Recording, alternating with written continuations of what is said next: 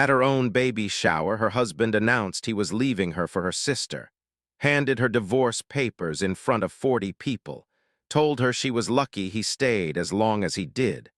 What he didn't know, the woman he just humiliated in front of her unborn child owned 71% of the company he thought he was inheriting.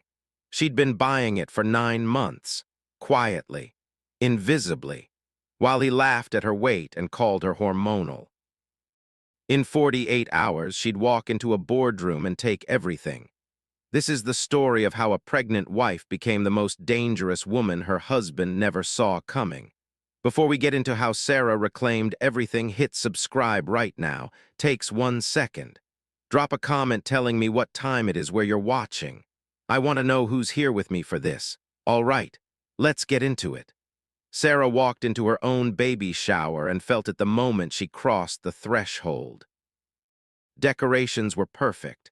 Pale yellow balloons, flower arrangements on every table, a banner that read, "Welcome, little one." But the smiles in the room were wrong, too wide, too careful, waiting for something. Daniel stood near the fireplace in his best suit. He never wore suits to family events. That alone should have told her everything. She sat down at the center table, rubbing her 8-month belly, and told herself she was being paranoid. She wasn't. 20 minutes in, Daniel tapped his glass. "I have something to say." His voice carried through the room like he'd rehearsed it. "Sara and I have grown apart. We both know it, and I think it's time we stopped pretending." The room went completely still. Her sister Mia stood up from the far corner. She didn't look surprised. She looked relieved. Daniel reached into his jacket and pulled out an envelope. He walked to Sara slowly and dropped it on the table in front of her baby shower cake. "I already spoke to a lawyer. Everything's in order." Sara stared at the envelope. Her hands didn't shake. Her voice didn't break. She looked up at Daniel, then at Mia, then at the 40 people sitting in her living room holding their champagne glasses, unsure where to look. She picked up the envelope, folded it once, and slipped it into her purse. "Thank you for coming," she said quietly to the room. "Please enjoy the food." Then she stood up, walked to the kitchen, and sat at the table by the window where no one could see her face. Have you ever had someone break you in a room full of witnesses? Sara had, and she'd been preparing for it for 8 months. See, Daniel never asked where Sara went on Tuesday mornings. He never asked who called her at 6 a.m. He never asked why she'd hired a private business attorney 7 months into her pregnancy. He thought she was tired. He thought she was emotional. He thought pregnant women didn't have the energy for strategy. That was his first mistake. Sara came from money, old, quiet money that her father left in a trust she'd never mentioned to Daniel. She didn't hide it on purpose. She just stopped volunteering information the day she found the first text message from Mia on Daniel's phone. That was the day Sara stopped being a wife and started being a chess player.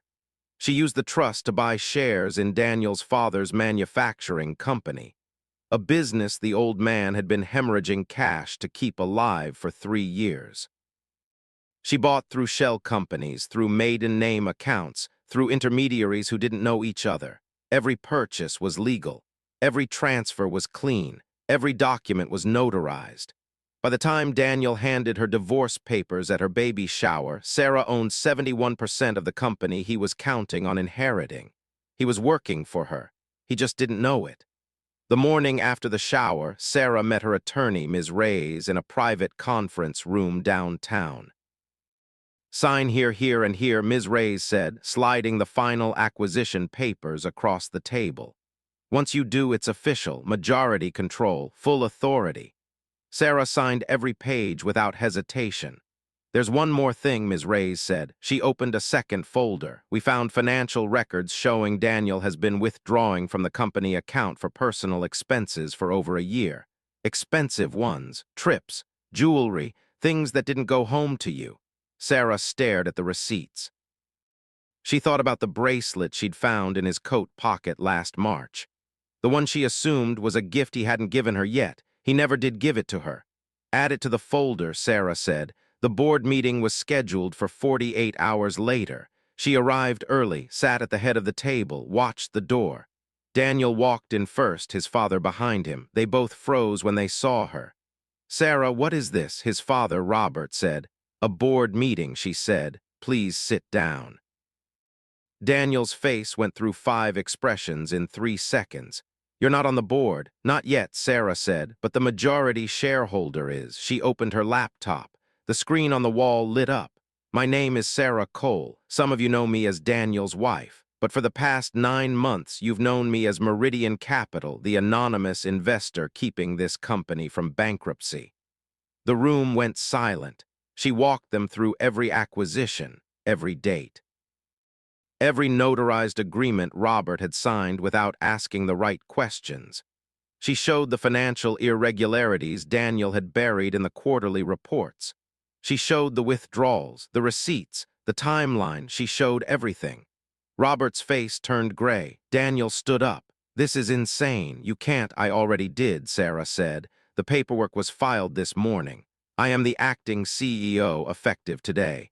Daniel, you're removed from your consulting role. Robert, your board seat is conditional on a review I'll schedule next week. She closed the folder. This meeting is adjourned. Daniel called her 6 times that night. She didn't answer. On the 7th call, she picked up. Sara, his voice was hollow. I don't understand. How did you stopped seeing me, Daniel, she said quietly. So I made sure you'd never be able to ignore me again. She hung up. She sat by the window, one hand on her belly, feeling the baby move against her palm. Outside, the city hummed. Inside, something in her finally settled. Her mother used to say, some people will only respect you after they lose you. Don't spend your life trying to earn what you already deserved. Sara had spent 4 years trying to earn it. She was done. 3 weeks later, Sara gave birth to a healthy girl. She named her after her mother. She took 6 weeks of leave, then returned to the office. The company was stabilizing. Revenue was climbing. The staff, most of whom had never met her, rallied around her leadership with a loyalty Daniel never earned in 3 years of pretending to be in charge. Ms. Reyes called on a Thursday afternoon. Daniel signed the divorce papers. No contest, no negotiation. He's gone. Sara set down her phone and looked at the photo on her desk, her and her daughter, taken in the hospital 2 days after she was born, both of them exhausted, both of them perfect. She picked up the tiny bracelet her daughter had worn in the NICU and held it in her palm. We're going to be fine, she whispered. Better than fine, and she meant it.